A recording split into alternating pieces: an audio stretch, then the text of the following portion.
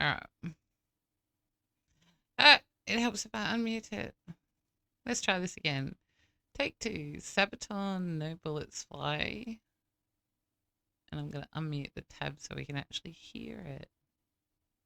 It's December the 20th, 1943, and in the freezing air high above Germany, Second Lieutenant Charles Charlie Brown is at the controls of his B-17F, ye old pub. At 11:30, approaching the target of the Fokker-Wulf plant near Bremen, the pub is rocked as 4 explosions go off right in front of the B-17. I'm sorry, but the name of that place, my brain heard something completely different. Sorry. Explosions go off. Where is it? Is rocked. Target of the Fokker-Wulf plant That's near the one. Bremen. Because it's not English, it sounds weird, but it sounds like something rude. And I shouldn't laugh at that, but it did for a second there.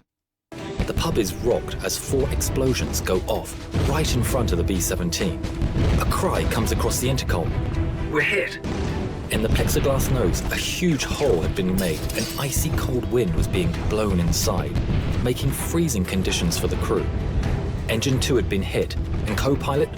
I know, but it makes perfect sense in German, but in English it sounds so bad. Or, and maybe that's just the Australian brain. I don't know. Probably a bit of both. Spencer Pinky Luke let out an expletive as he noticed a huge hole in the right wing. Releasing their bombs over the factory, the crew turned to the north, planning to head over the coast, then turn west for home. With 1 engine out and engine 4 now faulty, the pub started to fall back from the formation with another damaged plane. Sam Blackie Blackford in the bull turret watched as it disappeared into a cloud bank. There was an orange flash in the cloud. Bandits, Eki shouted as 5 BF-109s streaked from the cloud bank. Then another cry. Bandits, as 8 FW-190s were spotted in formation ahead of the pub. Sergeant Bertram Frenchy Coulomb in the turret shot the 190 out of the sky. The navigator, Al Doc Sadek, took out the second. Pinky reported that engine 3 had been hit. That left just 1 engine at full power. The BF-109s attacked the pub from behind, swarming all over. But due to the cold wind running through the pub, most of the guns were frozen. In a turn now, the pub was repeatedly hit, taking extreme damage and killing the tail gunner. A shell penetrated and exploded near the waist gunners, injuring the crew and creating a huge hole. The oxygen supply was taken out and the pub spun towards the ground. With the crew unconscious due to lack of oxygen, the B-17 fell for 4 miles. Charlie started to come around and grabbed the controls, pulling back as the plane continued to fall. 5,000 feet, 4,000 feet, 3,000 feet. Just moments from hitting the earth, the plane... That would be hard to pull a plane up from that kind of nosedive. ...pulled up, almost scraping the trees as it did.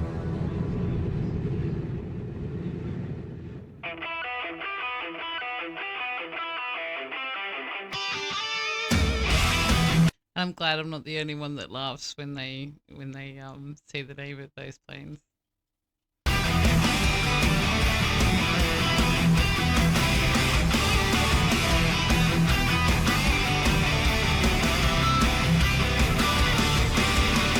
From down below, one enemy spotted. So hurry up, rearm and refuel. But through the bombers damaged airplane, see wounded men scared to the bone. Look to the right and then look again, and see the enemy in the eye. No bullets fly, spared by his mercy. Escorted out of harm's way. Flying, fighting fair, is the code of the air. Brothers, heroes, foes. Killing machine, honor in the sky. Flying home. Killing machine, send goodbye to the cross. See the sun. He risked his life 2 times a day to save an unknown enemy. Let's go to safety out of the kill zone. A short salute, then departed. Flying, fighting fair, is the code of the air. Correct me if I'm wrong, right? But was this the first incident of this sort of thing happening? Because there is now a code that you don't shoot, like, if they're, like, you don't take people out deliberately. Like, it's all well and good if you shoot them and then they go, but if they're already wounded and they haven't, like, crashed or whatever, you're not supposed to hurt them or something under some sort of, like, war act or something nowadays, isn't it? Or am I living in an imaginary world where I think that happened and it didn't?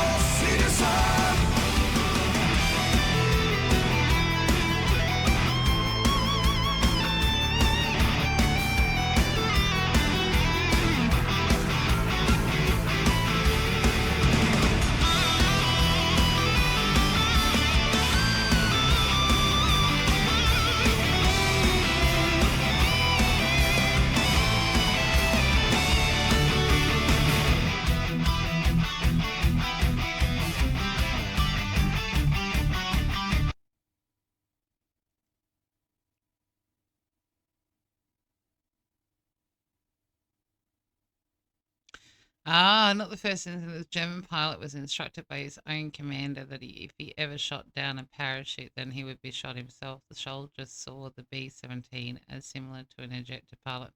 I see. Okay, that makes sense.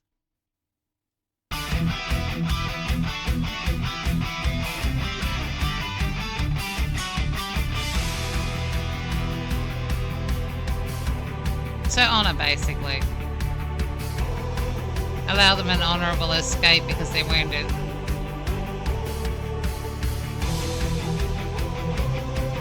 Yeah.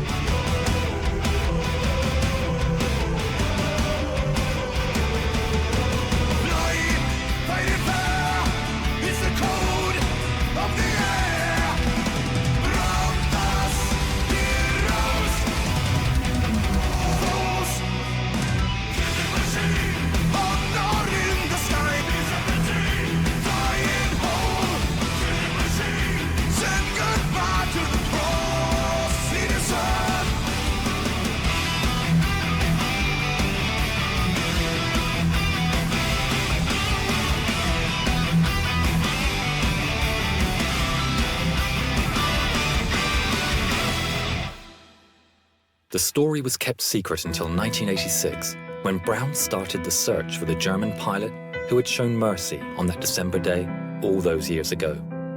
In 1990, Brown received a letter from a man named Stigler, who was living in Canada. Stigler explained that he had been the pilot of the German fighter who had escorted Ye Olde Pup. This video is of their first meeting. Franz, what were your feelings when you met again for the first time? I was so happy as we met that I dropped him and helped him. Wasn't easy.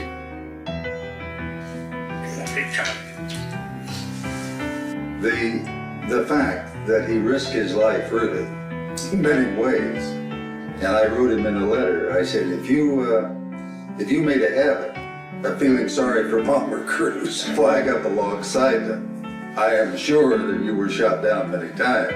But it was not only the audacity that he came up to us and then recognizing the threat. If someone had seen him and reported him, it could have been a death sentence. Oh yeah, he would have got in gifted Charlie a trouble. book, and inside the inscription read, "In 1940, I lost my only brother as a night fighter. On the 20th of December, 4 days before Christmas, I had the chance to save a B-17 from her destruction. A plane so badly damaged, it was a wonder that she was still flying. The pilot, Charlie Brown, is for me as precious as my brother was. Thanks, Charlie. Your brother, Franz." In 2008, within a few months of each other, the two firm friends went on their final journey. Franz Stigler never got the Knight's Cross, but as he always said, he got something better. You got a friend. That's an awesome story. Now I'm crying.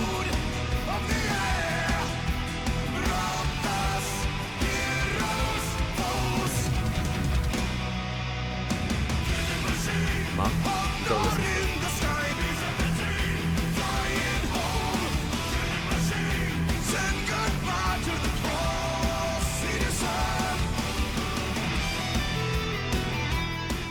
Hi, my name is Yovita Tanstiegler. I would like to thank Sabaton and your song, No Bullets Fly. Because of this, the story of my father will live on. See you on your next concert tour. Safe journey, gentlemen, and again, thank you. Now that's cool. Oh, geez, it's another one that's made me fucking cry. And I'm going to say fucking cry. This time I actually really cry. Lady of the Darkwood made me teary. This one made me cry. Hang on a second. There.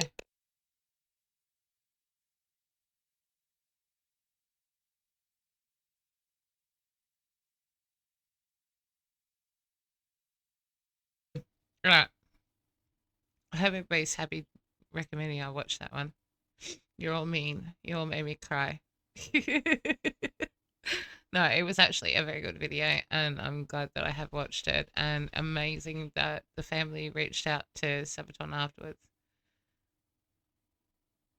Yeah, I heard some sort of stories from my grandfather from World War II, but it was very rare that he ever spoke about anything that he went through.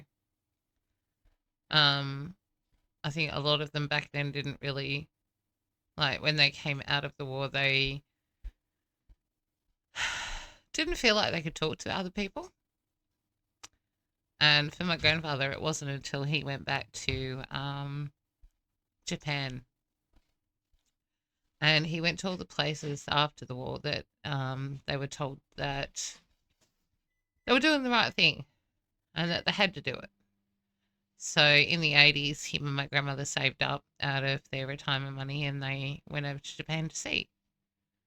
And in my whole entire life, I never heard that man speak once about any of the experiences in the war until after he came back from Japan. And yeah, I can't repeat what he said on stream, but that was the first time when I was 12 that he actually mentioned anything about the war. Like, you just heard him say that war was unfair, that, you know, there shouldn't be any wars. And even though he went to it, it was probably something that he regretted doing. And yeah, he felt that it was something that he needed to do before he died, was go back and see the place that was destroyed when the soldiers came through and see what it was like now.